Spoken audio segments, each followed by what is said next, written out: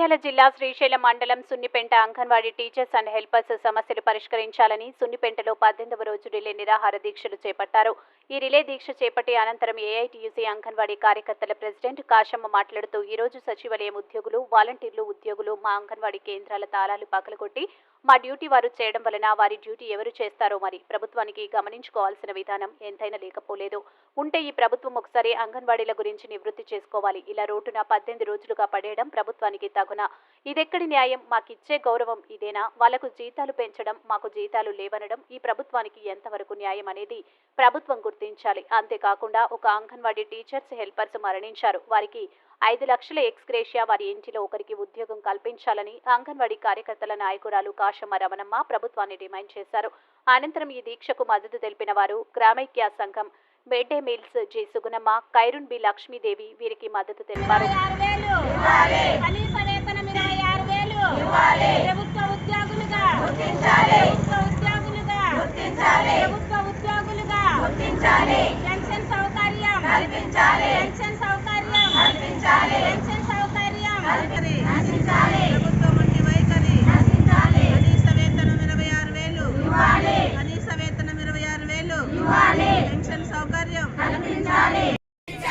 Retirement benefit 5 లక్షలు, retirement benefit 5 లక్షలు, retirement benefit 5 లక్షలు, కనీస వేతనం 26,000, కనీస వేతనం 26,000, supreme court gratuity, supreme court gratuity, supreme court gratuity, కనీస వేతనం 26,000.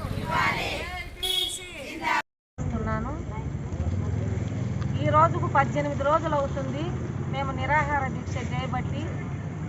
కాకుంటే మీకు ఇంకా ఇద్దరు చనిపోయింది సార్, జగన్ సార్. ఇప్పుడు ఒక ఆయా, ఒక టీచర్, ఇద్దరు చనిపోయారు. ఏమవుతుందో మా జాబుల సంగతి మాకేమో పెంచకపోయాయని గుండె బదిలి ఇద్దరు చచ్చిపోయినరు. అయినా మీకు ఇంకా కనికరం రాలేదు. ఇంకా ఎంతమందిని చంపాలని చూస్తున్నామో ఏమో మాకు అర్థం కావడం లేదు.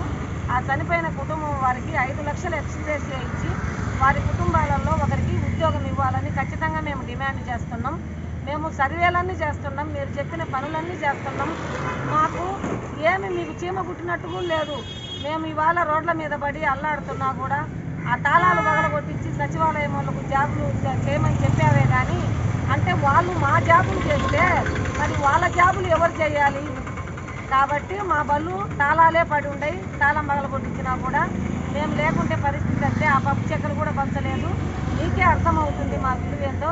కాబట్టి ఇప్పటికైనా మా డిమాండ్లు అంగీకరించి మాకు సహాయం చేయాలని కోరుతున్నాము. లేని ఎడల ఈ నిరవధిక సమ్మెను ఇంకా ఉధృతం చేస్తామని గవర్నమెంట్ను హెచ్చరిస్తున్నాము.